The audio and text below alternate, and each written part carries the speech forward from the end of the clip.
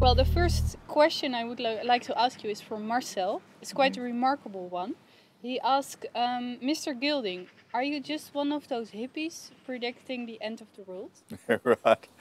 Look, I think the big difference now compared to, say, 50 years ago when people first started arguing this idea is that then they were forecasting what the future would be like. Now we're measuring what the present is like. So the difference between saying if we don't change, things will go wrong, we're now at the stage where things are going wrong. when the world is warming, the Arctic is melting, food supplies are at the edge of their capacity. And that, I think, is a very different context.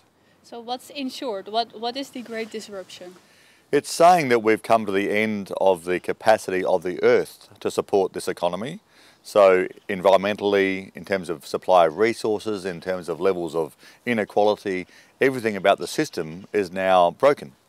And therefore, the crisis that will come will not be an environmental crisis, it will be an economic crisis.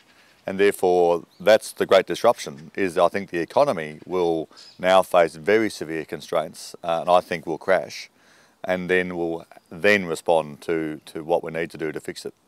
So the reason we cannot act in time to prevent a crisis is because it is already happening. And the crisis is caused by ecological and resource constraints that have lags in them. So even if we change things today dramatically, the consequences of our behaviour in the past will keep on happening to us for some time to come. Now, I don't say this as like, oh, pessimism, doom and gloom, the world is finished. I'm just measuring what is going on today and saying this is how the situation is. And if we choose to respond, then we'll be better off. If we choose not to respond, then we'll be worse off. You have dedicated your life, as what you said on Friday, to save humanity. Mm-hmm. How come? Where does your drive come from, that you dedicate your whole life to this subject? Yeah, I think it sounds funny, but it makes me happy. So it gives me a good life. So I feel as though when I'm doing things to make the world a better place, I have a better time. I enjoy myself more. I feel satisfied. I don't mean entertained, because it's certainly not always entertaining or fun, but it's a sense of meaning. It's a sense that I'm making a contribution to the world and in some way help the world be a better place. But you also feel despair sometimes, huh? Sure, yeah. Because as a tough Aussie, you cried at a speech, right, in front of a whole room business full audience. Of business That was people. it was very, in hindsight, very funny. So I was talking to a large group of senior business leaders about these issues and my ideas in the area, and just started crying. And it was completely by surprise. I wasn't feeling sad. It was just, whoa, up it came. And I recognised afterwards that what was happening was that was the beginning of the process of me grieving about the loss. That I was still anxious and angry and suffering and sad about the consequences of what we are doing to the earth. And I hadn't grieved about that properly. And so the process then went on for several years. Luckily, I didn't cry for several years, but I went through the process, and it was recognising that there is great suffering in the world, that it is happening and is coming, that we are the cause of that, that we will unleash a process that will wipe out large amounts of the biodiversity of the planet, which has taken billions of years to evolve. And that is just sad. It's just sad, and it doesn't matter how much you deal with it, it's still sad, but it doesn't change it, and so you can't change what has already happened. But you can say, okay, well, that's sad, and I feel bad about that, but now it is time to do what we can do to make it better in the future. And so you have to carry that forward, not with anger and frustration and bitterness, but with a level of acceptance, but also compassion about how we can make the future a better place and reduce the suffering and make it not worse than it would otherwise be. And you say that we are approaching the end of economic growth. Mm-hmm. What do you mean by that? So basically, we had this idea many years ago that we could grow the economy forever. That is the way we will fix every problem. Poverty, technology, social stability will come from growing the economy. But in the end, you realise that's physically impossible. That at some point, when the growth as it is determined by material consumption and material use, that infinite growth on a finite planet is not possible. So at some point growth is going to end. I think it's ending now. But should we then throw away the whole model of economic growth? I think we should throw away the model of economic growth. It doesn't mean we throw away technology or throw away innovation or entrepreneurship. I mean, we still want to have markets, we want to have competition, we want to have entrepreneurs doing new businesses, creating new technologies and new ideas, because that is how we develop as a society. What we can't have is the overall size of the economy, especially the material consumption of the economy, getting bigger.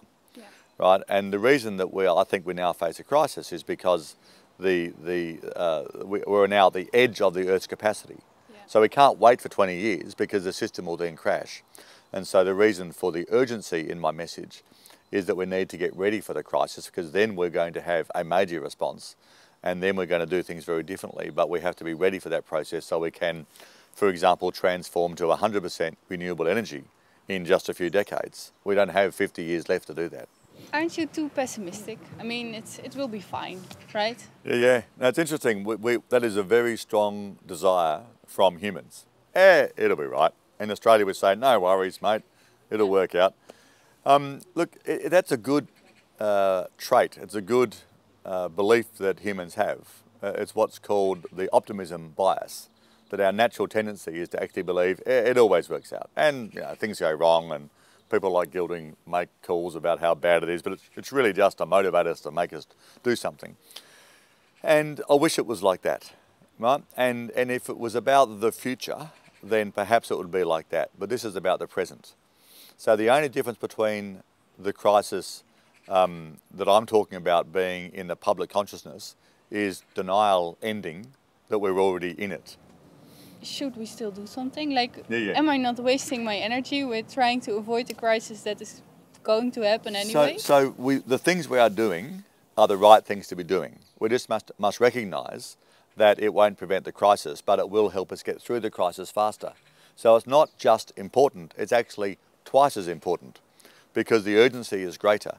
So everything we're doing about new companies and driving change means that the crisis is something that we will respond to rapidly. So it's not that we're not doing the right things, it's just that we have to remember that the incremental change that is creating isn't enough to prevent the crisis. It doesn't mean it's not important. As I say, it's actually twice as important, because when we decide to act on this issue, we need to have that foundation to work from. And the stronger the foundation is, the more likely we are to achieve the change quickly.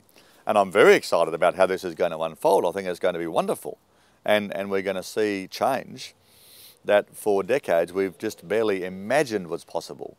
So extraordinary things will happen. But the reality is where we are. Yeah.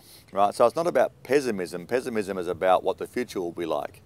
Right? I'm measuring how the present is, and that's a very different idea. Yeah. Well, let's talk about us as young people. When I was born in 1986, we were already using more of the planet than our planet is capable of. Yep. What can I do? The challenges are so big. What can I do? So I think the thing that young people can do is to recognise that old companies and old politicians are not going to fix this. Right? Some will, but by and large, if they were going to, they would have by now.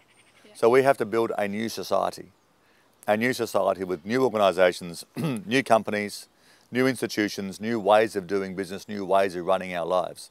And that's going to happen from young people. Right? I mean, the older generation will kind of manage some of the crisis, if you like, because the crisis will come in I think, this decade or soon after. But the new economy will be built by young people. And so therefore the thing to do is not to worry about preventing the crisis. The thing to focus on is to build the new, right? Because, I mean, amazing companies now that, like Google, didn't exist 10 years ago. Right? And it was young people who form those kind of companies. And so getting to work on building the future is the task for young people, and recognising that is going to be the foundation on which we build a new civilization. So it becomes the task, the most important task. Yeah. What would be your message for young people? Get to work, and get to work with a belief in endless possibility. That we mustn't be cynical. We have to be sad about the loss and recognise that reality, but then we have to convert that despair and that sadness into action, because we are absolutely going to build a new economy and a new society, and it will be built by young people.